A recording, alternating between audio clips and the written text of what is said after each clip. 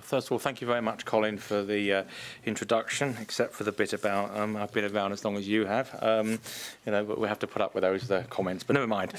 First of all, welcome and thank you for inviting me along to speak to you this afternoon. I do apologise, I do actually have to leave within, before the end, but I will obviously try and take some questions before. It's just a case of having to break out of a meeting and then go back to it a bit later on. So fingers crossed it's all still on track from where I left it, or what have you.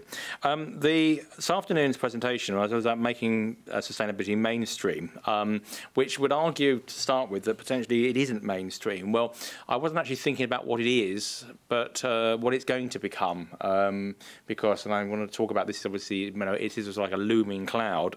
We've all been reading about the sort of issues regarding the government's efforts to reduce the national debt and the impact that's going to have on a whole raft of things. And certainly looking at some of the figures that are being bandied around at the moment, even if they are exaggerated, which they probably are, and even if you can divide them by 50%, I think most people will agree they're still pretty horrendous. And the percentages of reductions, a lot of people are going to have to bear in all parts of the public sector, except I gather the NHS and international aid, is going to be double-digit reductions. I think the smarter thing about the way it's going to be done, it's not going to, well, I hope it's going to be done. It's going to be a case of allowing departments and organisations to make those decisions themselves as to where they want to put the things, rather than have it prescribed from the centre.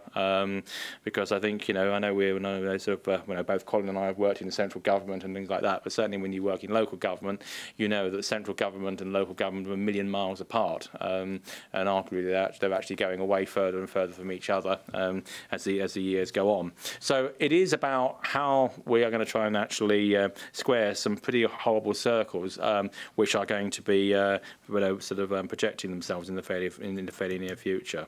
So, about capital ambition, I presume most of you know who or what the regional improvement and efficiency partnerships are. Well, there's 9 of them in the 9 regions of England.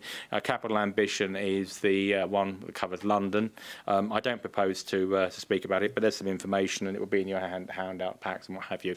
And capital ambition, along with the organisation that I ran, one of the organisations beforehand, London Centre of Excellence, has actually been very keen to promote the sustainability agenda in its broadest sense of the word. It has a number of very good projects and has contributed to a number of these activities. In terms of what we've got, it is a very good portfolio, which you can actually look at in terms of the Capital Ambition website, which details are there for you. So anyway, to business at hand. The financial and business challenges getting smarter for the future.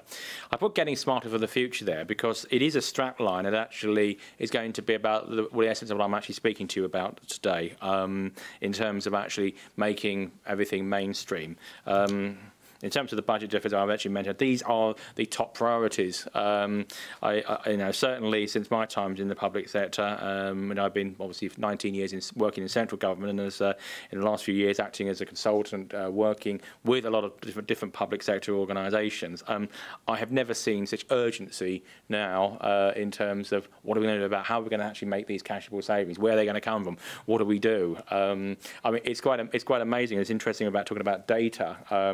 In terms of the expenditure analysis London does on an annual basis. In previous years, we've had to send it round. We've got virtually all of them back, but it's in many cases of us ringing them to actually say, get us your data pretty quickly. We do, hurry up. It's, time is travelling on.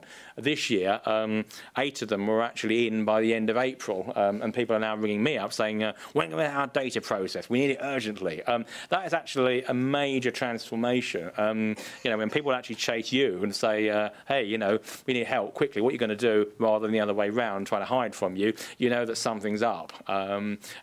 Everything we're doing at the moment in terms of in London is getting an incredible response. I mean, no longer do we have to, get a dozen responses back from London authorities. We normally get, we're not far off getting the whole 33 back, which is incredible from what we've got. But that is because there's an urgency about things. And these are those priorities. I said it's the budget deficit reduction.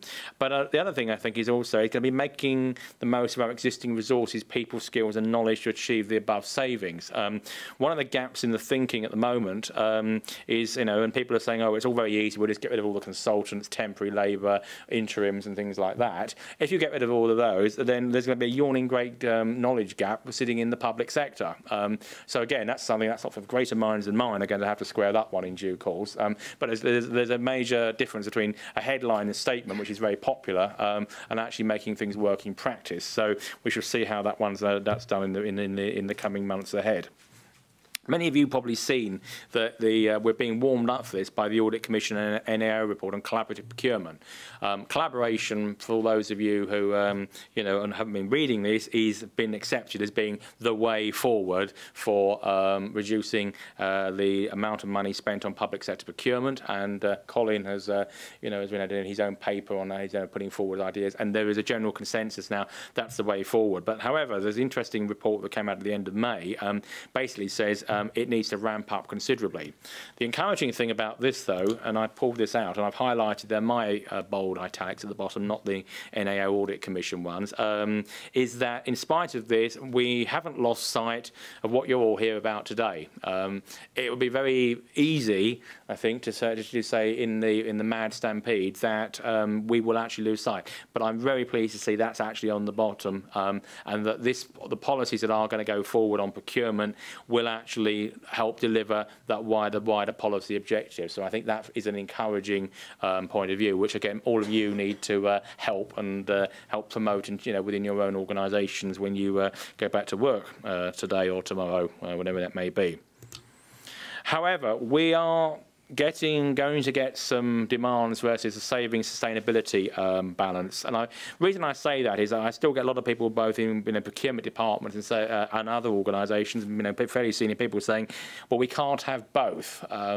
It's more expensive if we go this route. And then members, if you're in a local authority, are only interested in getting money off the budget. They don't really want to know about all this other stuff. It's very, very difficult. Difficult to do. My argument would be you can have both. First of all, there's a lot of empirical evidence out there, not only empirical, but actual evidence in terms of work that's been done on projects that London Borough Camden ran, for example, during the days of the LCE, pilot projects on Meals on Wheels and things of that nature show that even when you actually include the various planks and policies of sustainability into a specification, you can actually deliver better services at less cost. There is a certain degree of mythology about it. Where it is actually true is when you just say, we've got all these policies here, these are our policies, let's just chuck them onto the private sector and then walk away and hope that they'll make something of them. Well, they will make something of them for you, but at a premium. So this is actually about being smarter again in terms of how you actually embed that whole approach into your thinking, policies and strategies. I do have this issue, and I've said to people when I go and faces with, we talk about green. What do we actually mean by the sustainability agenda? Because I know lots of people come up with all sorts of different angles, and I know some of them are very mainstream in the sense they're very well known. Others are actually I struggle with, and I think there's an issue here about how are you going to put all these things together? Because I think this agenda needs to be put into a cohesive proposition. It can't be a whole series of individual strands of people pushing and plugging particular issues, because at the end of the day, and the commenter, the previous speaker was mentioning it, that people are overwhelmed by messages, and you will get to a point where people say, well, actually, I don't mind doing a bit for the planet, but hang on, what is it I'm actually meant to be doing here? This is all very, very confusing. And so these are just some of the things I run out of steam listing these down, but there's obviously a lot more of them, what have you. So what do I mean about becoming mainstream for the future? And there's a number of points here which I think are quite important for the development. Firstly, about clarity about what we mean, what needs to be achieved and why. It's like anything that you want to achieve in business or pleasure or things like that. There needs to be some clarity about it, because people are overwhelmed with so many things now and so much. I dread having a few days off and having a look at my email box. I always say I hope the spam filter has actually spammed everything out of it and dumped it for me. But people haven't got time time to read large amounts. So you need to have these things very, very focused in terms of what they are, how they affect people, and what they do. It's almost like the old awful thing about the comment in the lift. If you meet the chief executive in the lift and you've got, you're going up 5 floors, can you tell them about it in 5, in that, and get them interested?